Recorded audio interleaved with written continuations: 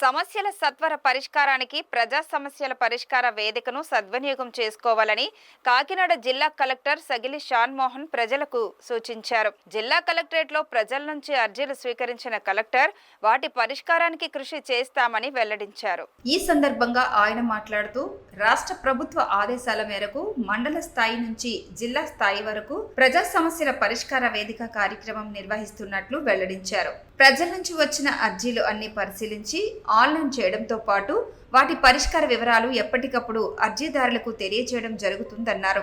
ఈ కార్యక్రమంలో ఇతర అధికారులు సిబ్బంది పాల్గొని అర్జీదారుల నుండి విజ్ఞాపనలు స్వీకరించారు.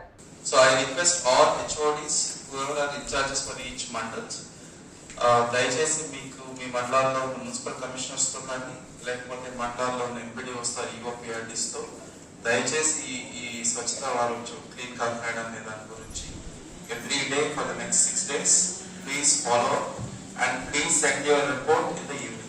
So report అంటే like a diary, ఏం చేసాము ఎవరెవరు పార్టిసిపేట్ చేశారు, తర్వాత ఏమైనా ఇష్యూస్ ఉన్నాయా, ఏమైనా స్పెసిఫిక్ ఐడియాస్ ఏమైనా వచ్చాయా, సో అలాగే just like a diary. So please send it to me directly on WhatsApp and my staff also will be in touch.